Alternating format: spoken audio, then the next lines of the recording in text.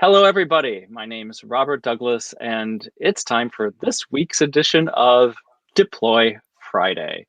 We call it Deploy Friday because we at Platform.sh think that Friday is the very best day of the week to deploy that code that you're working on right now. So go ahead, push commit, push it up to the cloud, and sit back and relax. It's Friday, and enjoy the show we've got today. The show we've got today is going to focus on OpenStack. Now, we recently had some members of the OpenInfra Foundation, formerly the OpenStack Foundation, and this episode is actually a continuation of our exploration of OpenStack as an enormously vital piece of open source software in the context of running your own cloud infrastructure. And with me today, I have guests who work with OpenStack as a foundation of their business. And I'm going to let them introduce themselves, but I'm really excited to hear the value that OpenStack is bringing to businesses and medical institutions and bioscience institutions around the globe in this episode. So let's start with Dr. Jens Kruger. Jens, go ahead. Who are you? Where are you? And what organization are you with? Yeah, hello everybody. My name is Jens Kruger. I'm head of the High Performance and Cloud Computing Group at the Compute Center of the University of Tübingen, southwest of Germany, on the other side of the Black Forest. Tübingen is one of the older, well-established universities in Germany with a strong focus on life sciences and medical sciences, among other things. And we are a little bit specialized in that area, providing compute, storage, and research data management for these communities. Thank you. Awesome. Just give us a brief, so you're a customer of Sardina systems, from which Kenneth Tan and Michaela are part of, right? Exactly. We are operating a couple of clouds, and they run on FishOS, Sardina's main product. And yeah, actually they are running, they are working, and people are using them. But I guess we talk about more details later. Great. All right, let's move on to let's move on to Kenneth Tan. Who are you? Where are you? And what? Tell me about Sardina systems a little bit. Hi everyone. My name is Kenneth Tan. I'm one of the founders of Sardina Systems. We are a software company developing a cloud platform building on OpenStack, Kubernetes, and Ceph. Since founding the company in we've grown over time, building the platform, focusing on operations tools, targeting private clouds. So, okay, great. We're going to get into that in much more detail in a second, but I want Michaela to also introduce herself, please. Thank you. Hi, everyone. I'm Helen Constantinesco. I am responsible for marketing activities within Sardina Systems team. I have joined the company almost 5 years ago, and I must confess that I'm really proud of what we managed to build in this period, with ups and downs, of course, but especially going through the coronavirus times. Thanks to the great team that we have now with Sardina Systems, we managed to be the #1 choice for efficient private cloud management. Awesome. And I'm based in Romania. Thank you. And it broke up for just a second, but you are the CMO of the company, right? The Chief Marketing Officer. Yes, I'm the marketing director of the company. Fantastic. Okay, let's get into the case study, the first one that Jens has brought us. So I was told that we are going to talk about a website called de.NBI.de. What is that? Yeah, that stands for Deutsches Netzwerk Bioinformatik, or German Network for Bioinformatics. Okay. That is a federated research project environment with dozens of partners all over Germany. And part of this broader consortium is the so-called de.NBI cloud. We de.NBI cloud. have now 8 different sites where hardware is operated. In Bielefeld, Gießen, at the Charité in Berlin, at the DKFZ in Heidelberg, Freiburg, and also Tübingen. And all sites are operated individually, but we have a common framework, a common policy, a common authentication and authorization framework based on Elixir AAI, and also common project management for the applicants. Okay, give me a broad picture of the need that this consortium serves. What problems are you addressing in the world? So there are plenty of scientists, ranging from plant scientists interested in the descendants of certain crops and how to breed them to become more resistant to drought or stuff like that. On the one end of the spectrum, and on the other end of the spectrum, we have biomedical research, and these days COVID research, assembling virus genomes, but also looking on patient data, on probabilities to get really sick and who's prone, who's not prone. That are projects that are run by our scientists, our customers in the academic sector that are using our resources. Okay. Would you give us the story of how you came to work with Kenneth and Michaela and kind of what they do, what they bring to this consortium and the project? Yeah, well, everybody who ever tried to install a computer at home on small scale knows how tedious that can be. And when we are talking about installations of hundreds of server machines with GPUs, without GPUs, integrating storage, establishing user management, I mean, that's our business. We know how to do that well for classical HPC systems, but for clouds, things are a little bit different. And therefore we got in touch with Sardina Systems, especially Ken and Michaela, and agreed pretty quickly that we give it a try. And it was now, I don't know, 4 years ago, I guess. Indeed. Roughly. Yeah. Yeah, quite some time. And it worked out extremely well. I mean, the product, FishOS, is basically a nice phrasing for service and implementation help, if I may call it like that. Please correct me, Ken, if I'm drifting off. But I have to make a little detour. I mean, we are a university that is a public institution, and we are not really flexible in hiring people for short-term projects, building up such a cloud and things like that. And in that context, Sardina Systems came in extremely handy. A lot of knowledge and a lot of service when it came to configuring OpenStack services, creating proper concepts, where to place them, how to create high availability setups, load balancing, and things like that. I mean, it's all open source, OpenStack, but still to build up the knowledge to operate that in a safe and resilient manner isn't so easy and takes quite some time. And there we profited a lot from Sardina Systems. Thank you. And I understand that Sardina Systems offer the FishOS is the product name, but that involves managing the OpenStack software with potential add-ons for managing Kubernetes and Ceph, which is storage, CEPH. Do you have all of those? Currently, we only have the OpenStack service, if you like to phrase it like that.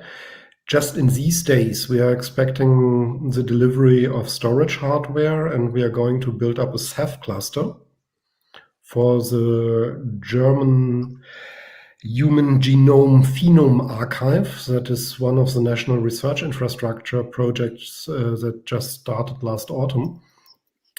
And that Ceph installation is designated as long-term storage for sensible patient data.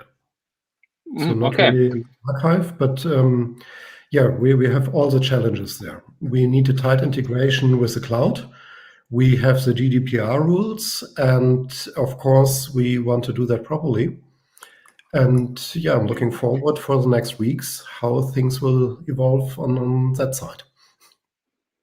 Well, great. Thank you. That gives us a broad overview of what's going on. Let's come back to that story along the way. I'd like to dive in a little bit more to the importance of focusing on OpenStack as the core of a whole company's product. So I think, Ken, this is really a question for you.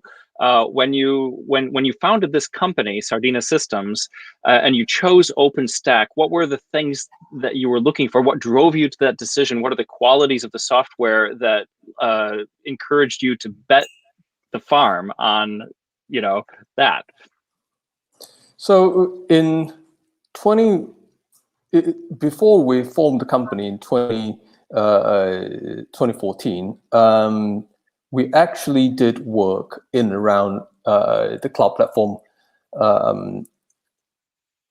arena, going back to 2011, 2012.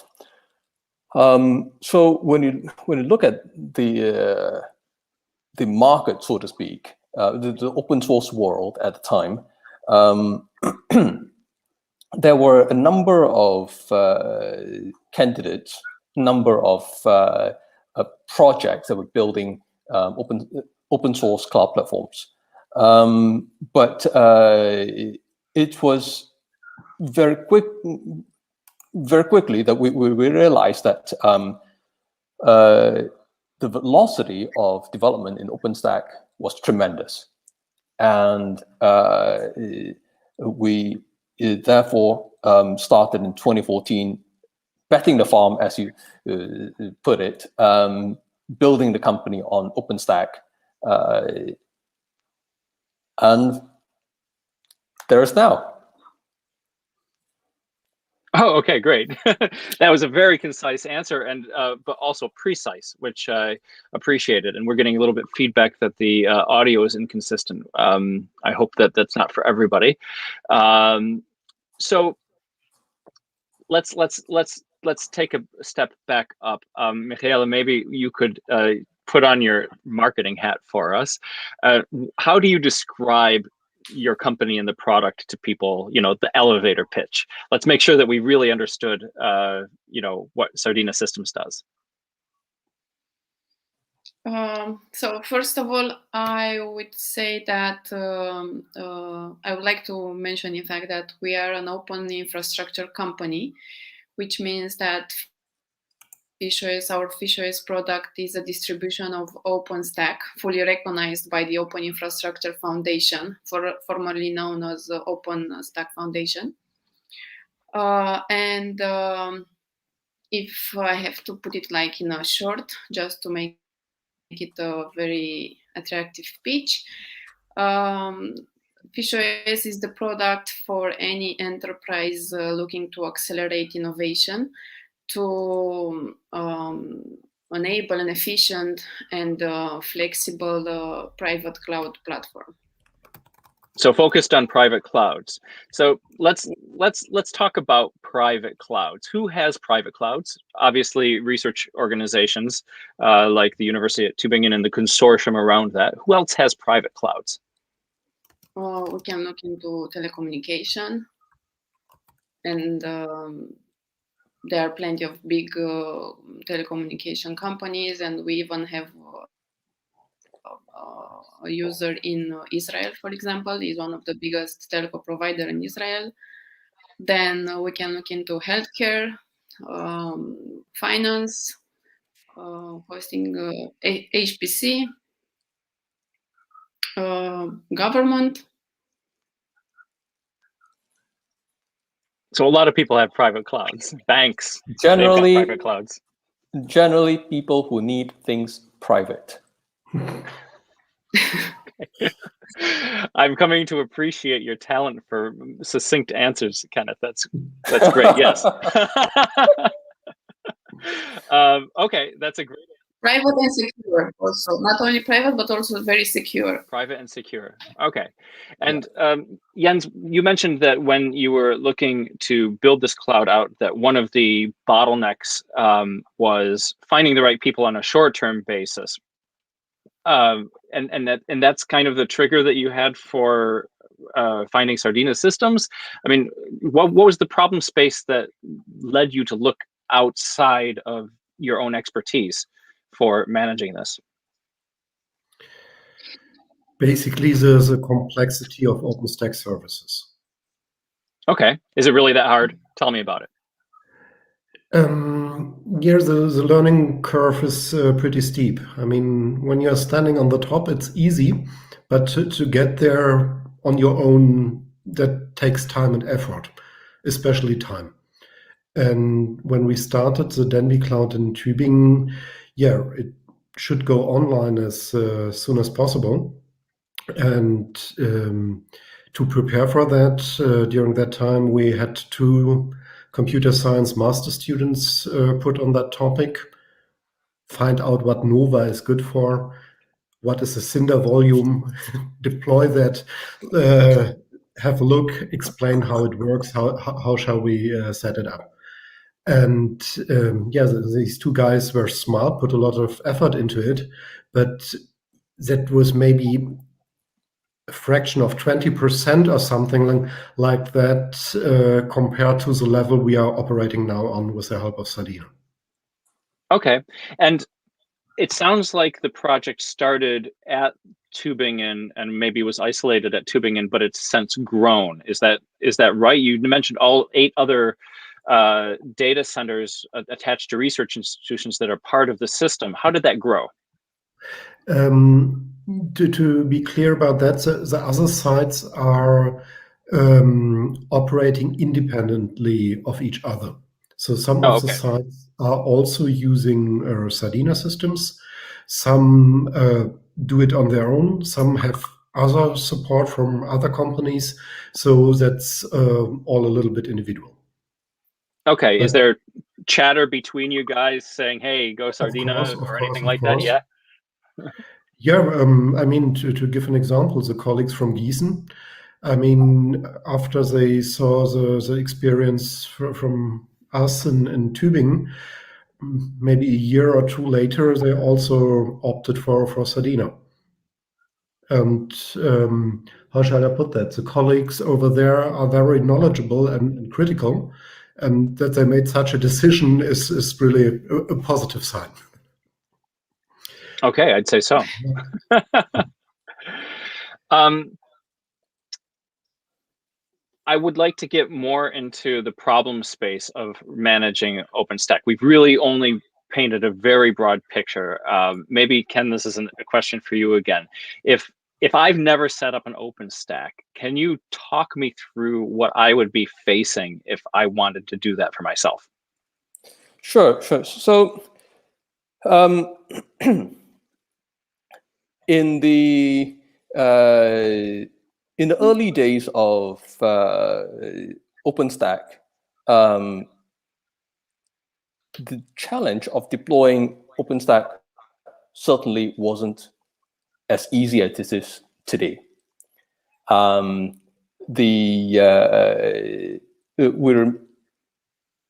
We recall, to deploy a system, you got to figure out how do each of the components relate to each other, understand that, and the thousands of configuration options, how do they relate? And sure, the code is open source.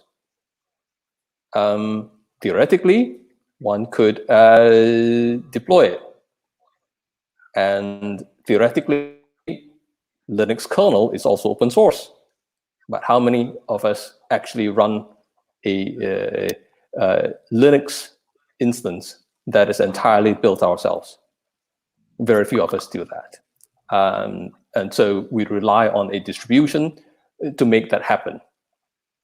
And so in the OpenStack space, it's not that much different.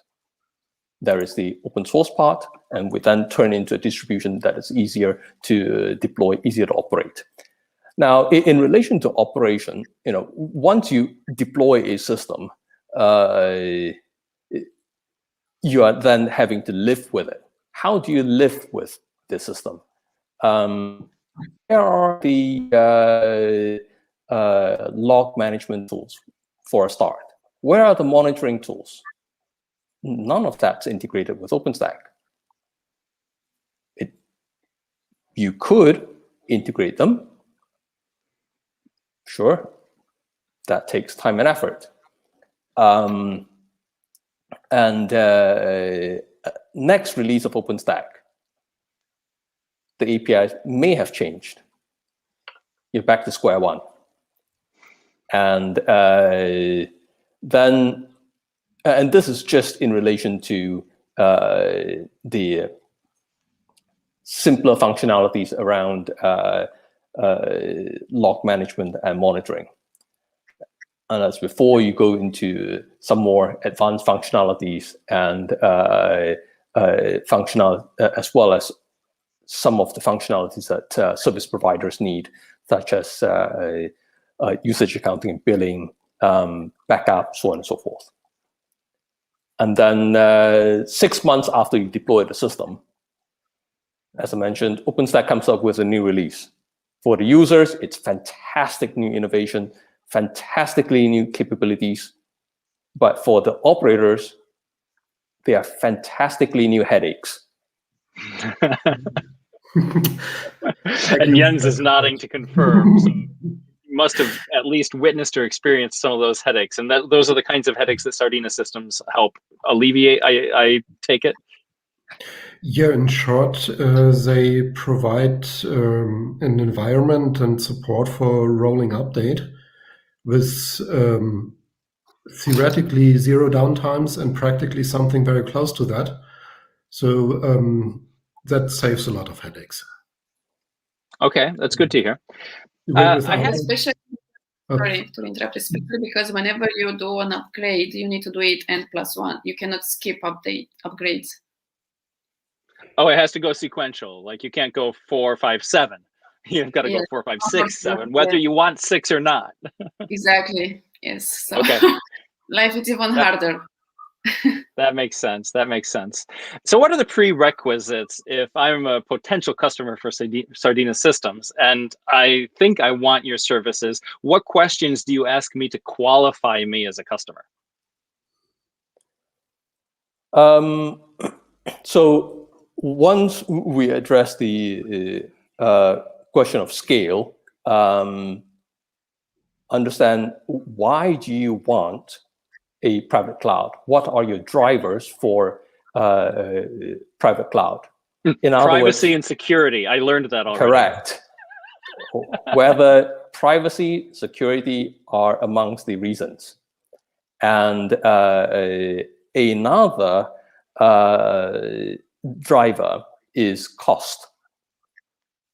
So I can't go into the specifics of various operators, but we know of cases where certain operators are able to run positive margin if they were to charge prices of 1% of public cloud operators. Oh, you mean Amazon's gouging us? Not saying that. Sounds like it. Sounds like it's never mind.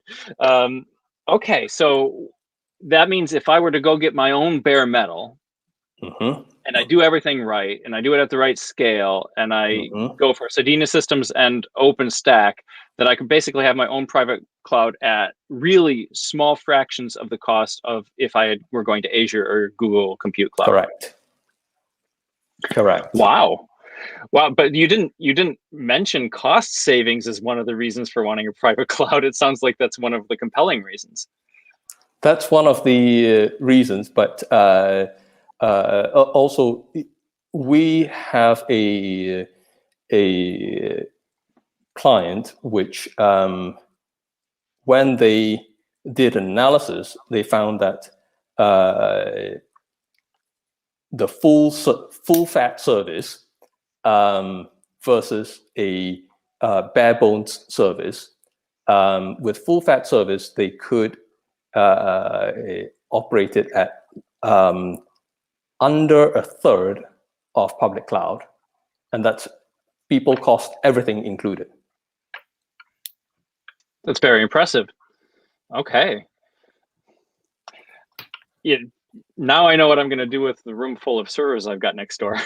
All right. We can talk after. Yeah, exactly. And I also want to talk to Jens afterwards about that, that chance I have of dying from a horrible disease that he mentioned. I was going to get your phone number after that one. Yeah, well, I'm the hoster of hardware here and not the scientist. I don't have that hat on right? today. I mean, you can go in and get the data, right? I'm just kidding. I know you can't. Good. So I would like to just back up a small bit and sing the praises of OpenStack from the point of view of Platform.sh a little bit. I usually the show, we don't talk about Platform.sh so much, but I wanted to say kind of the thought process that brought me to Sardina Systems when I was looking around the internet for experts in OpenStack who could come and talk about it and give some light to this amazing software that's enabling so many incredible projects like the de.NBI project, the de.NBI project, de.NBI project. For us, we focused on OpenStack as simply a way to guarantee interoperability. And I think this is one of the very large selling points of open source in general, but OpenStack in particular, in that it's the way that software for cloud infrastructure management becomes interoperable. It's kind of like the pivotal, center point from which all of the spokes in the wheel come out, in my view of the cloud infrastructure world. So we focused on that because at Platform.sh, where we run a platform as a service, which allows you to basically throw your code, your application code into the cloud and just expect that it runs. We were able to do partnerships with 2 public clouds and actually make a private cloud. And I just wanted to, with wide eyes and a lot of admiration for the software, name these cases because they're so incredibly empowering to us as a business. For example, we were able to offer a public cloud pass for OVH, which is one of the larger hosters, cloud hosters in France and throughout Europe and in fact the world. And it's an offer that's just coming out now. Prior to that, we also offered public cloud pass services to enterprise-grade applications, primarily in France with Orange Business Services. And in that context, we even were able to offer a private cloud pass for a bank in France, which very much fits the definition of private and secure. So as you were saying all of these qualifiers for private cloud in particular, I was nodding my head, yes, oh yeah, that fits our case precisely. It was exactly the combination of having customer financial data and needing to manage security on your own and not being able to hand that off to an AWS or GCP that pushed that particular customer to the private cloud solution and enabled us to do business with them. And so I see OpenStack as this amazing enabler to bring together ecosystems of cloud infrastructure service providers like Sardina Systems and Platform.sh in a way that a public cloud can't, right? Because they're generally proprietary.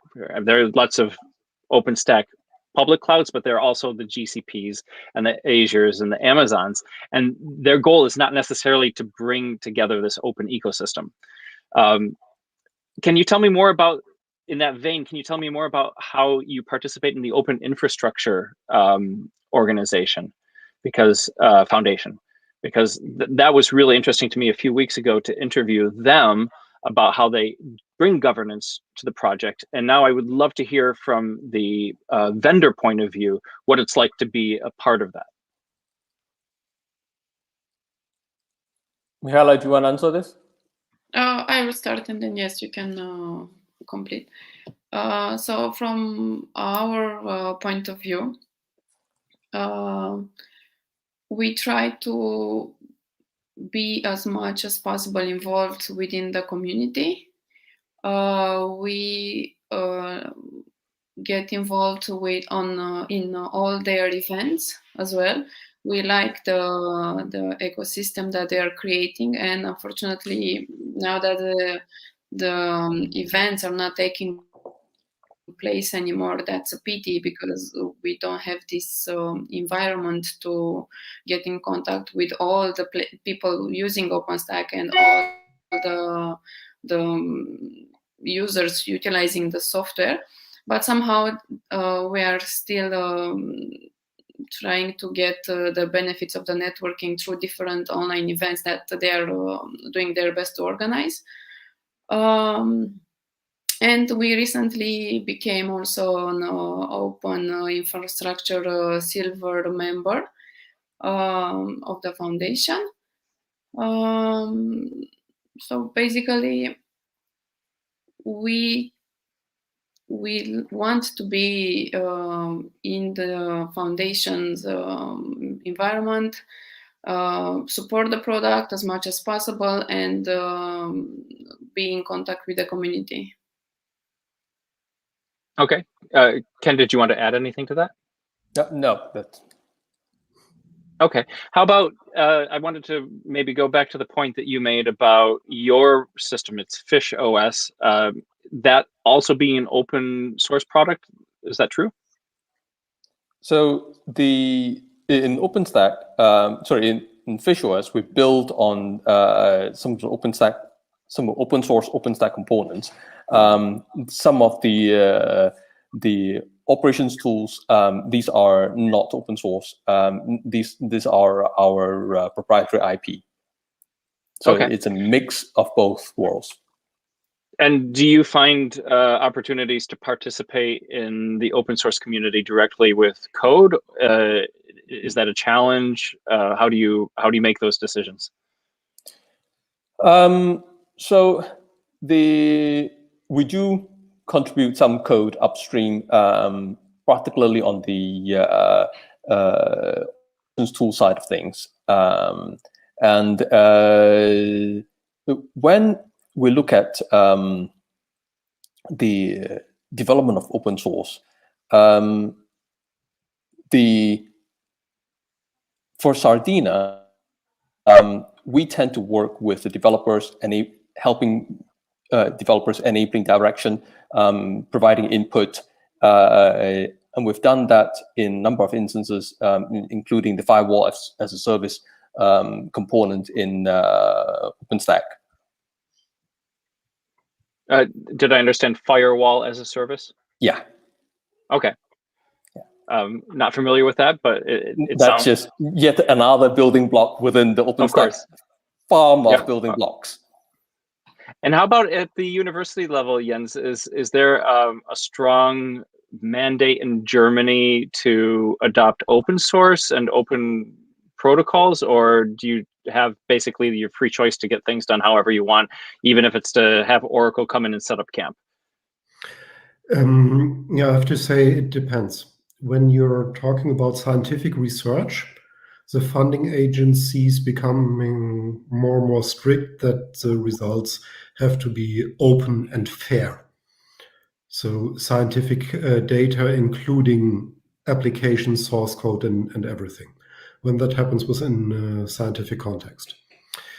The other side, I'm working at a compute center. Of course, we need to operate things. And that also means, to buy in knowledge, to buy in software, and sometimes that's proprietary. That's just a fact like in every other company. So always depends. I see myself a little bit at the border between these two worlds. Therefore, I'm always trying to push my scientists to use open source software applications they can look into and understand and see what they are doing. That's part of good scientific practice. But it always depends a little bit on the discipline and on the community, how widespread this spirit already is. Okay. So I was curious when you mentioned that you're investing right now in a Ceph storage layer. We had discussed Ceph a little bit before the call, before you got on with Ken and Hela, because that's a common component also in Platform.sh that enables some of the very specific capabilities that we offer, particularly on being able to snapshot a running application and make a copy of it into a development environment so that a developer has realistic data and realistic services to develop against. And we tie that to Git branches, and it's pretty cool. But that's really based on the capabilities of Ceph. So I just wanted to make a banner on that. So if you're watching and you can't acoustically parse what I'm saying, Ceph, and you're Googling for Ceph, but you're not finding it, it's there. It's ceph.io. What is the de.NBI going to do with their Ceph cluster? What are the goals that you have? Well, to provide storage, the very basic punchline. And the things we are going to install and set up are specifically designated for storing sensible data in the sense of patient clinical data, genomic data from volunteers that needs to be well protected, and that needs to be secure. Secure in the sense against data loss and disaster cases on the hardware. Because when we get, for example, a sample or the genetic information from a sample from a cancer patient, how sad it may be, but that guy might have passed away sometime after he got cancer. And if we suddenly, after 10 years, lose that data due to some failing hard disk, that would really be a pity because we can't go back and ask him for another sample. So that has to be secure, resilient, and well protected. And at the same time, we need a lot of capacity. This genomic data I'm talking about is huge. So easily several dozen gigabytes per individual sample, per individuum in such data sets. So that's all CATGs, just like several dozen gigabytes of CATGs, or am I not understanding this well? Yeah, a human genome that is a couple of gigabytes, depending on how you represent that. Okay. And that sums up, we're aiming at several thousand, tens of thousand data sets. So overall, we will have a couple of petabytes. And the whole design is that we put the Ceph storage, in fact, we anticipate to create two Ceph storages at two different sites and have some geo-redundancy and replication between these two Ceph clusters.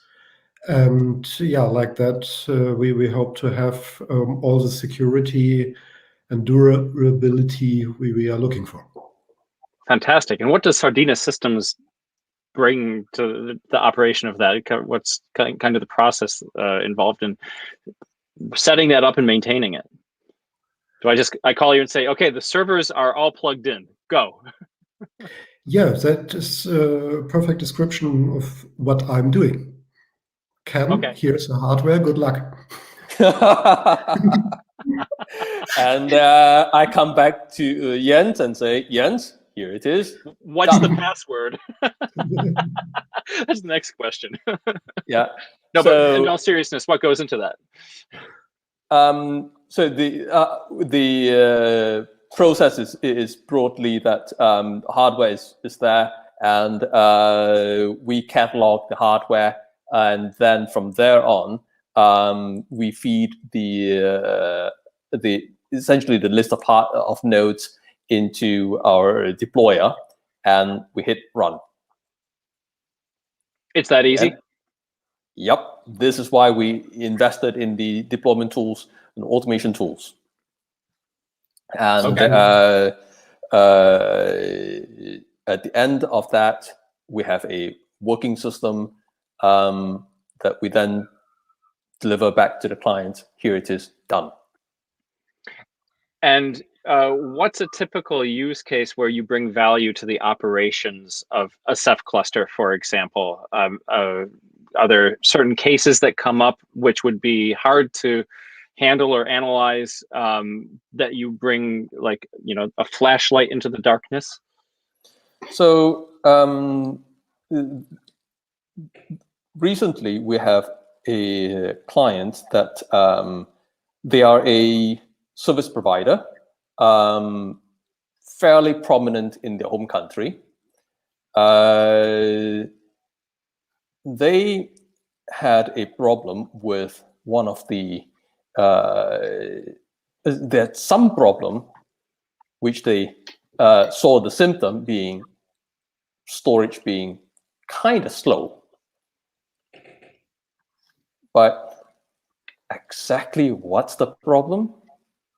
No idea. The smart data from all the disks.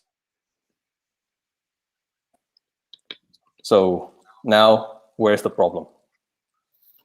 Could you repeat that last bit? I missed it. The smart data what? So smart data was showing it's all fine. The disks, the hardware were all fine. So with that, where's the problem? We see this being that storage is slow. So how do we figure out what's wrong? And Sardina systems were able to help with that because of the tooling that you have. Correct.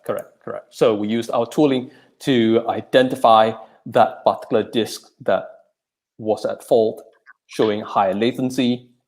And once we've identified that disk, we could then disable that disk. And once that disk was disabled, performance returned. Okay, well, that makes sense. I mean, and from what I know about Ceph is a redundant storage mechanism. So if I throw a file or some data into it, then it's being put onto many copies, as many as needed to guarantee redundancy. And the as data comes in and is deleted, then Ceph is constantly rebalancing. So it sounds like Correct. Maybe Ceph was trying to talk to that disk, and there were timeouts that were being hit, but somehow the monitoring wasn't catching that. That sounds weird. That sounds like a bug in Ceph. Right. And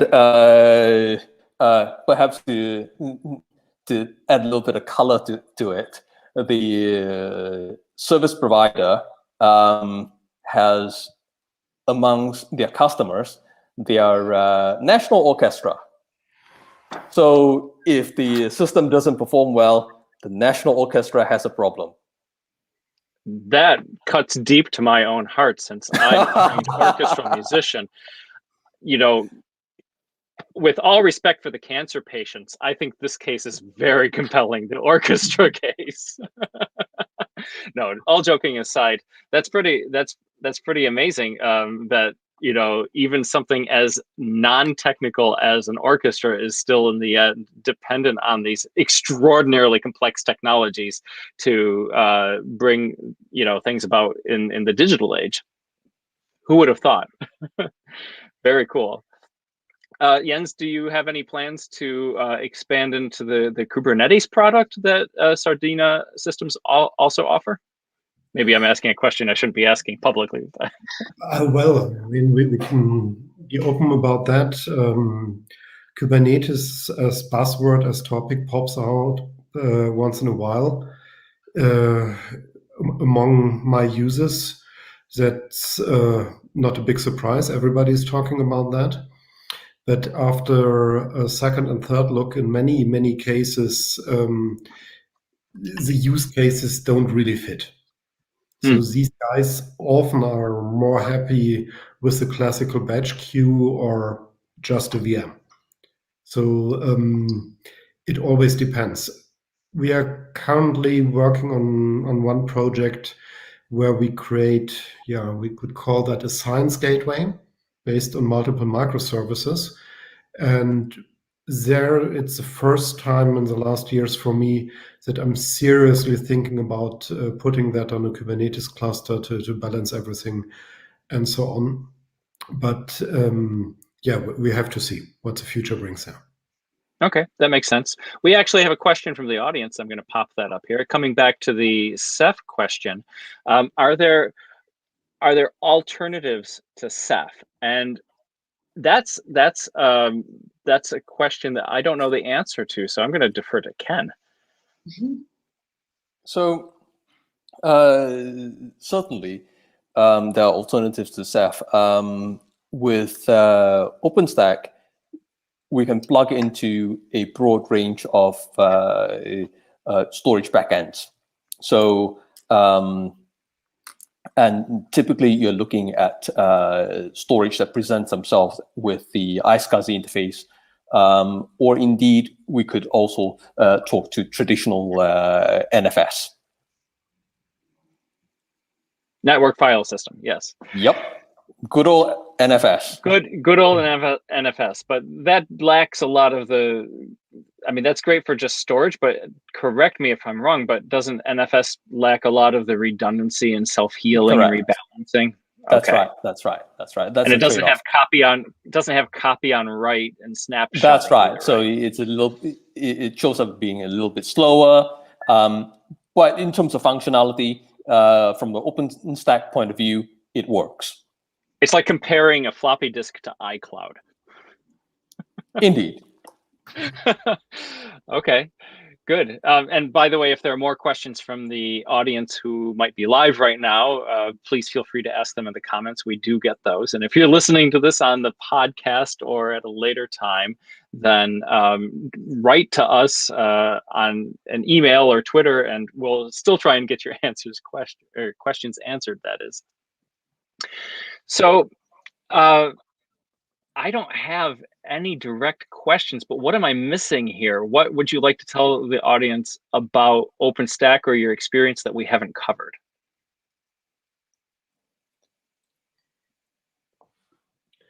Yeah, maybe the flexibility. We were talking about privacy and security quite a lot, but using a cloud in general is way more flexible than any other compute solution like classical HPC or supercomputing or stuff like that. There's a lot of power behind that, but often it lacks the flexibility. And for how do you characterize that flexibility? What are some examples of the flexibility you mean? I mean, we were talking about the de.NBI cloud in Tübingen. We have another cloud. It's called Machine Learning Cloud. The name says it all. Tübingen is quite strong on AI and machine learning. And these guys usually have a workstation with a big GPU to create their models, develop code and everything. But then they need to train that to do some parameter studies. And the modus operandi we have with these guys that they have a VM with a strong GPU, all based on OpenStack and FishOS for development. And then we have a virtual queue, again, with plenty of GPUs where they can submit their workload. And all under the same hood, all with the same credentials, all pointing on the same storage. That's extremely convenient and efficient. And the storage in this case is predominantly to store the large data sets that are being modeled on top of. Is that right? Yes. So it's like the storage there. It's mostly read only. Is that those sets? I mean, I'd mostly be reading that. That's how it can be shared between like a development environment and a production queue, right? Like I develop in a micro microcosm of the data, but then when I really want to train the model, I put it into the big system, let it run. Is that how it works? Pretty much, yes. The training data sets can be made available read-only almost everywhere. Then you have the intermediate data, of course, and then the result data, and we can spread and separate and do how we like. Okay, and all of that's because you run your own private cloud on OpenStack. Yes, and I mean, in theory, that also would be possible to deploy and run something like that on a public cloud. But just to get the environment up and to have the, how shall I call that, service nodes up and running all the time, the costs would go through the roof. Okay, fantastic. What else am I missing? Ken, talk about your company a little bit more. What part of it have we not covered? So, I mean, if you look at, so today we've talked about private cloud usage of FishOS. If you look at a cloud, whether it's private or public, from an operator's perspective, is it really that much different? The answer is no. It isn't that much different. The principal difference between a public cloud and a private cloud is in the fact that in a public cloud, the service consumer and the operator do not belong to the same organization, whereas in a private cloud, they are. And so when you then look at it from the operator's perspective, could you use the same platform that is used to run a private cloud to provide a public cloud? The answer is yes. That makes sense. I mean, as I mentioned with Orange Business Systems and OVH, it's exactly that interoperability of the stack that allowed us to be partners with those. Indeed.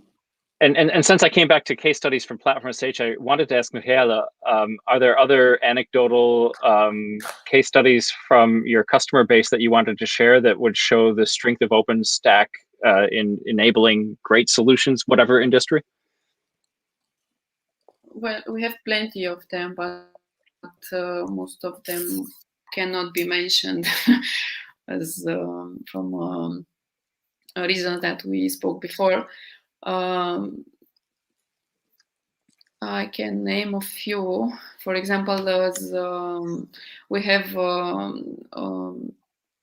telcos in Israel, one of the biggest telco provider in Israel. We have healthcare in Australia, and the system there, FishOS system, is helping the company to support the modern medicine and intensive care sector. We have hosting providers, banks. We even had a bank case, which again cannot be mentioned due to security and information. What else?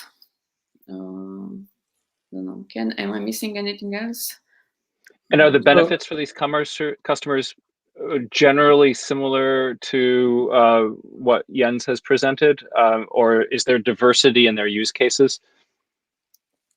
I would say, in a broad stroke, yes, they are very much similar, perhaps in slightly different configurations sometimes. So in one particular case, the client, they run FishOS as the platform for their product development, and they have several clouds within the enterprise.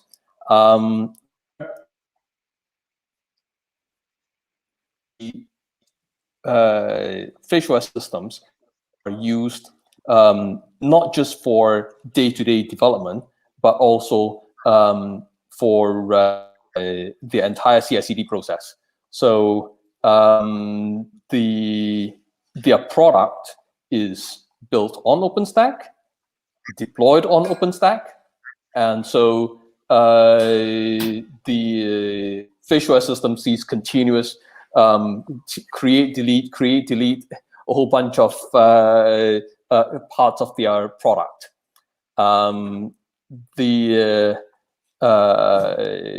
That particular product, their VM count, their component counts are quite large. Sometimes they're creating several hundred VMs in a go.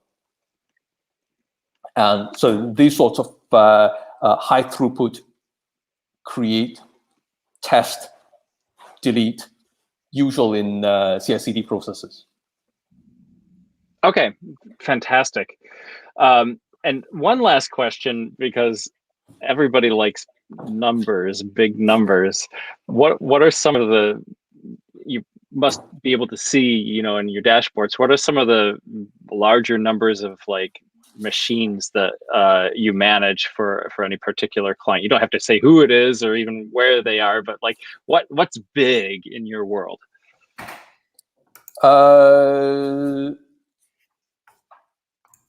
I would say, so first off, we don't necessarily get into the details of what happens in a custom site, but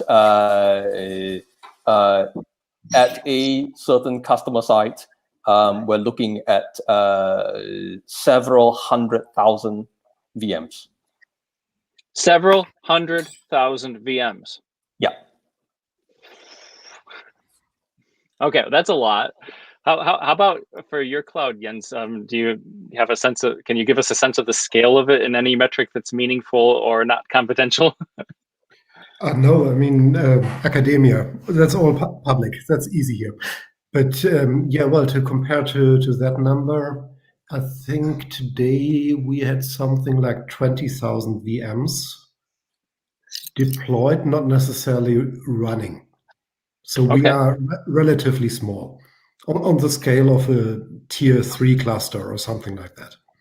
Okay, I still think 20,000 VMs is fairly respectable. Back in the day when you used to do web development by spinning up like VMware or something like that on your computer, then I had like 7 or 8 VMs running on my computer on point, and it was dead. It was like, man, that was the end of it. So like scaling to 20,000 is already pretty respectable. All right, good. Final comments, anybody? Anything, hi mom, anything that you want to add before we say goodbye for the week?